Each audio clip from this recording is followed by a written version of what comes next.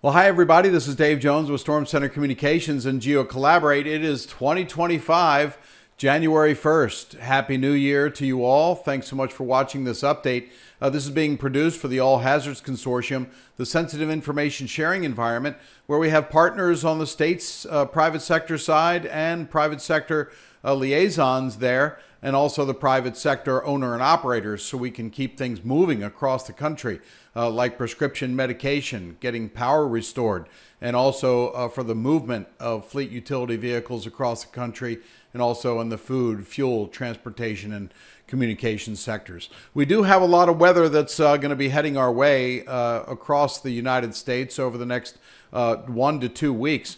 One of the coldest air masses of the year is going to be impacting the upper Midwest and then stretching across the Midwest, even down to the Gulf Coast and over to the East Coast. And there might be some snow mixed in there at times as well.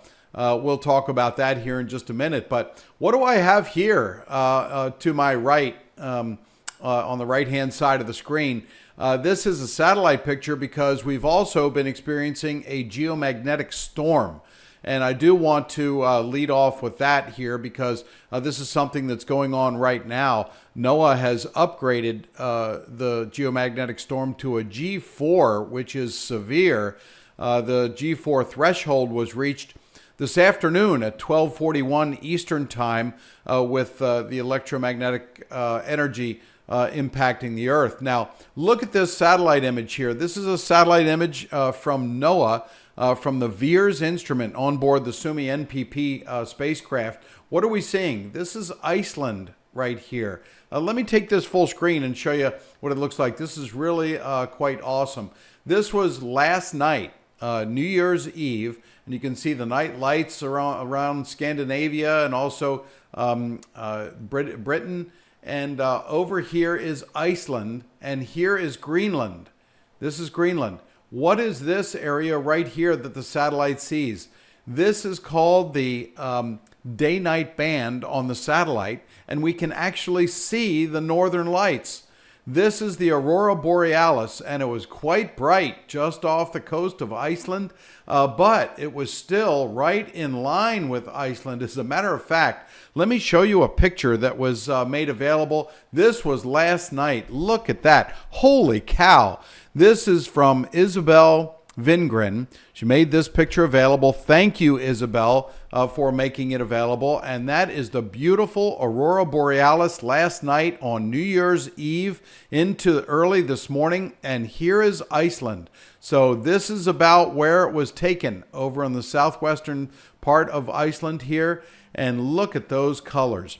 So what is happening today? Let's take a look at what it looks like today for where that aurora is as it approaches. So here is a look at where people are reporting the Aurora Borealis right now. So it is currently 4:40 p.m. Eastern Time. The sun is beginning to set.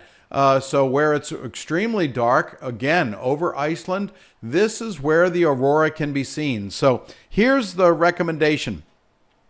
If you live in the northern states, or if you're in Canada, Alaska, and you have clear skies, you are likely to see a spectacular Aurora Borealis tonight as it gets dark. We are getting reports that the aurora is being seen in Iceland right now. Southern Greenland, it's being seen, and as this moves across, as darkness gets darker when the sun sets, it looks like the aurora will be quite bright in Canada and even over towards Alaska. In Fairbanks last night, it was really spectacular, and these are all reports that are coming in from the observers that are reporting in, and this is where their locations are. So some of these areas, like this one right here, not seeing the aurora. Why? Well, because it's still too bright. That report coming in from western North Carolina and eastern Tennessee. But we'll be tracking it. If you do see any Aurora Borealis tonight, send a picture in. Send it to dave@stormcenter.com, and I'll show it in tomorrow's update. So this is a sort of real-time tracking of where that Aurora Borealis is. And I also want to show you what's going on from the standpoint of the G4 geomagnetic storm. So this is what it looks like. This area of highlighted colors in the U.S. map shows where the geomagnetic energy is being felt the most currently. And so mainly up in Canada, up towards Alaska, but there is some impact in Minnesota down into the eastern Dakotas, where you can see that red area, and then all up and down the Appalachians at the higher elevations. So what does all this mean? It really means that NOAA, the Space Weather Prediction Center, is informing power operators, satellite operators, those electrical generation companies, saying that you might want to monitor the fluxes on the power grid, which may cause some circuits to overload. When they get advanced warning, like they did have today from SWIPSI, they can change their internal operations and get ready for these fluxes. So you and me and everybody else who uses electricity are likely not to notice anything, but it's because there's being work done behind the scenes to mitigate any activities that are being created by this G4 magnetic storm. So the first severe geomagnetic storm of 2025 happens on the first day of 2025. And I do want to mention and congratulate NASA for the Parker Solar Probe in late December. Came the closest it's ever come to the sun, and it survived. And so it's taking great measurements. We're excited to see that data when it comes back. But this NASA, NOAA, all working together to keep everybody informed on what's going on with the sun. We could see big impacts if we're not monitoring the sun. And one other really important thing, the GOES-U satellite, which is GOES 19 now, has on board a coronagraph. And so it will be monitoring the sun on a constant basis so we can see what's going on and what's headed our way. Very important for satellite operators and power generators to see what's happening. So let me switch over now to the satellite picture and what it looks like from the weather satellite perspective, and that is on the East Coast here. So this is what's going on right now. We had some severe thunderstorms that moved through the mid-Atlantic last night. Pea-size hail was reported. Actually had some close to Annapolis, Maryland, and also on the eastern shore. That system is actually now well offshore. Look at this. These are those storms that passed through Maryland and Delaware last night, all the way offshore.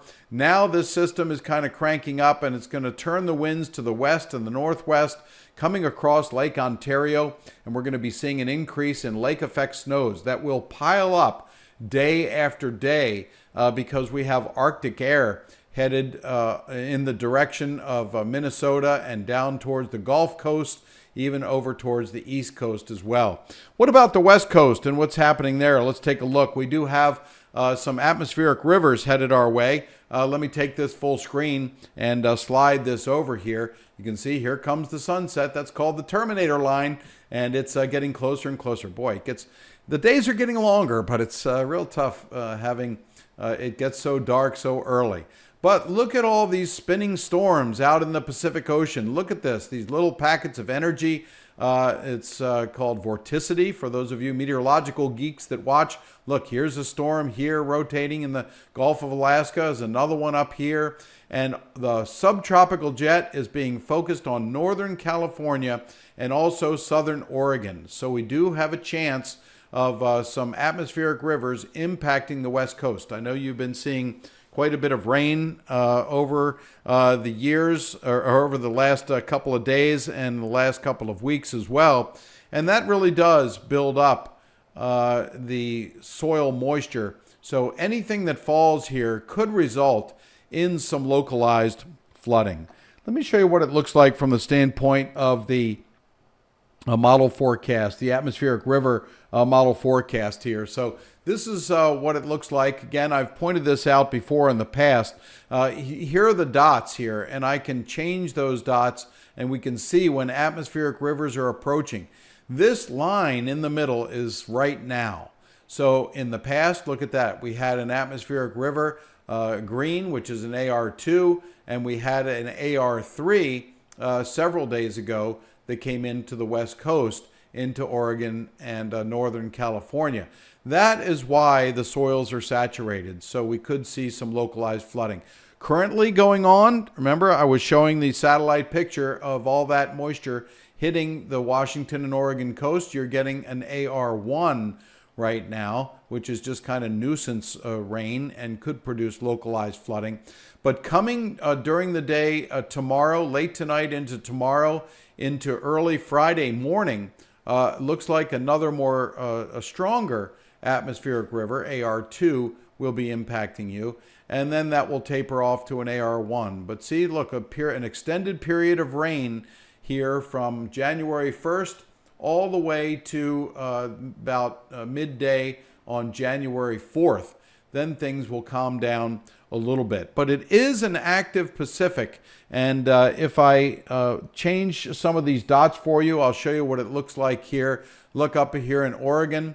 There is a AR2, perhaps AR3, headed for you in central Oregon, and that is during the day on late tomorrow all the way through Friday into Saturday. Looks like AR3 will be impacting western Oregon. So we can move on up the coast. See, as these dots change, you can see the atmospheric rivers and how they change. You can pause the video and take a look at them up into Vancouver. You look like you're fine. It doesn't look like you're going to be impacted. But if you get further up into western BC, looks like there's some minor atmospheric rivers that'll be happening there. So I'll just page through this here, and you can see how it will impact Northern California, and going down into Central California, it kind of tapers off here into San Francisco and points to the south. So that's the atmospheric river outlook, and I do want to show you the West Coast loop again. And why is that so persistent? Because this subtropical jet is coming up towards Oregon and California. And you can see that. Look, I can move this down. There's a lot of moisture at the source here, and that is just going to pump up. It's going to take several days for all of this to come up and impact. Look, here are the Hawaiian Islands here. So that's the moisture that's originating just north of the Hawaiian Islands and then coming in towards the West Coast. Isn't that amazing? We can monitor the rainfall as it comes in because of these satellites. This is GOES 17. This is the Western satellite, or I should say GOES 18 is the Western satellite, and GOES 19 is being checked out for operations. That's over the central part of the country now. But we can monitor these little storms coming in, rotating around this big low pressure system. That will get these low pressure systems will get entrained into this low in the Gulf of Alaska. But the moisture fetch will continue along the West Coast. What about the East Coast and what's headed our way? Well, you can see that big storm rotating off well into the North Atlantic here. But let's move over towards the Midwest and see what's going on. Lots of clear skies and sunshine, beautiful weather down towards the Gulf Coast. But things are going to change as cold air is building up and starting to come in from Canada into North Dakota. And I want to show you just a little animation I put together here because we are going to have some sustained cold air that's going to be impacting the U.S. And that will impact some critical infrastructure simply because we haven't seen such cold air in at least a year. And this is going to be certainly the coldest air of the year headed our way. And so this is what it looks like during the day tomorrow. That cold air is going to be sliding down into western Minnesota, also into South Dakota and northern Nebraska. And then during the day on Friday, it's really going to expand. We'll see temperatures, and this, you can pretty much picture the blue blob here as temperatures of 32 degrees and lower. So when you get further up into the north here, this is going to be temperatures in the teens, high temperatures near 0 to 10 degrees in Minnesota and northern Wisconsin and Michigan. And also that lake effect snow machine is really going to turn on east of Lake Ontario as westerly winds move over still, the unfrozen lake. And that is going to pick up moisture and dump quite a bit of snow. I'll show you that in GeoCollaborate. And then as we look into late next week, so we have this one cold air push, then it's going to be reinforced by additional pushes of cold air coming out of Alaska and northern Canada. It's going to be sending us their cold air. Thank you very much for the cold air. We may even get some snow mixed in with this. It's too early right now to tell, although it does look like we will see some snow in the Midwest headed towards the mid-Atlantic states Sunday night into Monday. I'll detail that more in the upcoming days. But next week, late next week, we're going to have a batch of really frigid air over the Midwest from Iowa all the way to the Appalachians and down into, look, Tennessee and Kentucky. We're talking about high temperatures in the teens and low temperatures 0 to 10 degrees, some areas getting below zero. So this is going to be an extended cold wave. Not so much this frigid area remaining stationary over the next 2 weeks. This is going to come late next week. But look how far down the cold air extends. And I'm talking 32 degrees, extending down to the Gulf Coast, including New Orleans, including Houston, Texas, the Florida Panhandle. This cold air is going to have an impact on agriculture, the citrus crop in Florida, and also agriculture throughout Georgia, Mississippi, and Alabama. So we will be updating you and keeping you posted on what's going on with this because we do want to make sure that you are prepared and the All Hazards Consortium, our partners, are prepared because we may have impacts to things like critical infrastructure. And what does that mean? So let me show you what that means here from the cold impacts. We could have stress on the power grid. That means increased energy demand because more people will want to heat their homes because of the cold air that it's going to extend so far south to the Gulf states. Water systems, pipes can freeze. If you are susceptible and your water pipes in your homes or your businesses are not protected, make sure that you try your best to protect them and insulate them from being cold when temperatures reach freezing or below freezing, normally where they don't reach freezing temperatures. Transportation, particularly where roads might ice up, roads, railways, and runways become unsafe due to ice. Now, wherever it snows and wherever there might be freezing rain or sleet experience, those organizations and states and airports will be treating those runways and roads, but still keep it really high on your mind. If you're going to go out, make sure the roads are dry and not frozen.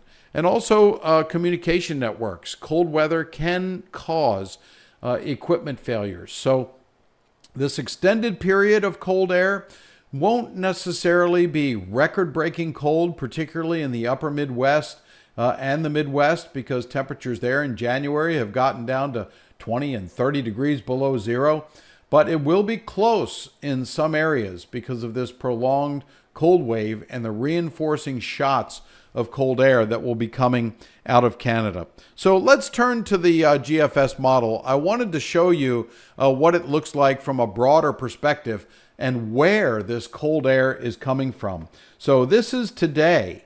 This is today at January 1st. This is this morning. Let me take this forward another bit to 18Z. We're at about 22Z right now. So you can see the cold air in green. You can see cold air. The blue is more bitterly cold air, and the purple and pink is really frigid cold air. This is stuff that we don't want to see down here in the United States, but they do have it in Canada where temperatures are well below zero in many locations right now. But I want to put this into motion and show you what happens as we progress in time. So by Thursday, you can see the cold air pushing in, and that's coming in across the mid-Atlantic down into the south. Now this green area here is 30s, 40s, and 50s. So not too bad, but below average on the temperature scale for those folks in the south. But watch as we progress in time into Friday. So this is Friday afternoon. Look at this frigid air is coming into North Dakota and northwestern Minnesota, as I was showing on my animation earlier. And then as we just take this on into Saturday and then Sunday and on into Monday, you can see that the frigid air is coming down now into the Midwest. So this is some cold stuff. This will freeze pipes if they're not protected. And look at this, all the way down to the Gulf Coast. This is Tuesday morning. So Tuesday morning, we're talking about temperatures in New Orleans of 31 degrees, perhaps 31 degrees. That's going to cause some problems and certainly will be impacting agriculture from New Orleans or Louisiana all the way over to Mississippi, Alabama, Georgia, and into Florida. And then as we go into Wednesday next week, look at this area. This is the area of frigid air. I'll take it back one step here to Wednesday morning, January 8th. This is frigid air down close to 0 degrees and highs only in the teens. And look at that, stretching towards the Appalachians. But all along the Gulf Coast and into Florida, even down towards Naples, Sarasota, Tampa, you're going to see temperatures perhaps below freezing next week. Your local broadcast meteorologist will be monitoring this very, very closely, as will the National Weather Service, and they'll be issuing any advisories that are needed. But these are the temperatures and what it looks like. And I'll just take this on into fantasy land here because I do think that the models like the Global Forecast System, the GFS, and their ensemble members, many members go into GFS ensemble predictions, tend to predict large-scale cold air outbreaks pretty well far in advance. And so that's why I'm taking this out. Look at this, to January 10th. And I'll go even beyond that because look how long this cold air sticks around. Saturday, January 11th, this cold air is going to be dominating the Midwest and the East Coast and down towards the Gulf Coast. So we're talking at least 2 weeks of very cold air. Whether you're in the upper Midwest, you'll consider 10 below to 15 below zero very cold on any scale, but down to the Gulf Coast where you'll consider 30s, even low 40s and upper 20s, very cold for January. It's still well below average. And look at this. It doesn't start to get out of here until perhaps well into January like 16th and 17th. Look at that. The cold air remains, and we're already in January 15th. So we're going to probably cough up a cold January for the central and eastern part of the country after a record-setting warm December and 2024 being the warmest record for the Earth. The warmest record of 2024 was, and we'll start off at least 2025 with some cold temperatures. So that's it for this weather update, although I did want to show you GeoCollaborate and show you some of the things, but take that full screen here where that I mentioned the atmospheric rivers coming ashore. You can see this is a quantitative precipitation forecast by the National Weather Service in GeoCollaborate here. This is the concentration of heavy rainfall. So from the coastal Oregon area down towards coastal California, inland, and also along the Sierra Nevada, higher elevations, some decent snow amounts, and also the range here in Oregon, all the way down from Bend, Oregon, up towards Mount Hood there along the Columbia River, and also up into southern Washington where you have Mount St. Helens, Mount Rainier, and on up. So it looks like some serious precipitation there. I'm going to turn off this QPF prediction because I wanted to show you some other things, and that was the advisories that are in effect. So here is that cold air that's starting to dip down.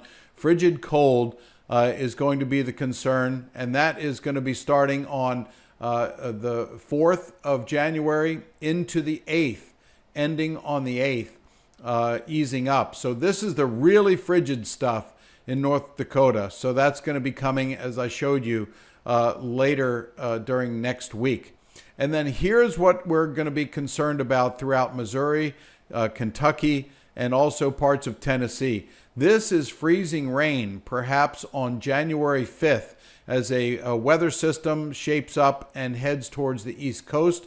This up here is going to be heavy snow possible on January 5th, so you can sort of start to plan on that. And down here along the Gulf Coast, severe weather on January 5th as this strong low pressure system comes out of the Rocky Mountains.